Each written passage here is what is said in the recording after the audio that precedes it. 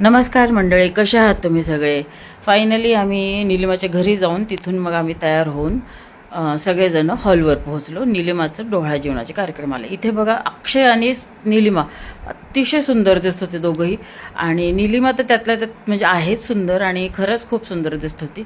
आणि नवीन पाहुणा येणार याचं जे आपण स्वागत करतोय त्याचं एका प्रकारे.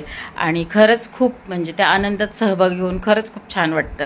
आणि सगळेच आले होते, सगळे नातेवाईक, सगळे पाहुणे मंडळी सगळे आले होते. होणारे आजी आजोबा, आत्या, मामा, काका, काकू सगळेच तिथं हजर होते. आणि त्यांच्या त्या आनंदात सगळे सहभागी झाले.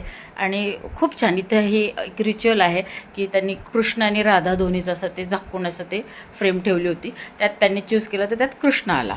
आणि जे पेढा बर्फी ठेवतात ना, तर त्यात बर्फी आली, असं असं आलं होतं.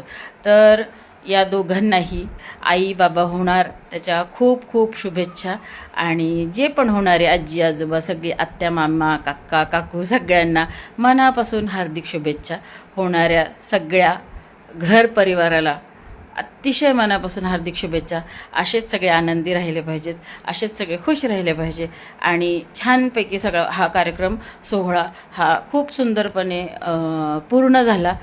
आणि हो, तसं पाहता मी बाहेरची आहे, ही अश्विनीची फॅमिली आहे. पण त्या लोकांनी मला कधीच असं जाणवू दिलं नाही, त्या परिवाराने कधीच मला असं मी बाहेरची आहे असं कधी जाणूच दिलं नाही. आपलंसंच मानलं नेहमी मला. तर थँक्यू सो मच. आणि तुम्ही सगळ्यांनी काळजी घ्या, खुश राहा, मस्त राहा. बाय.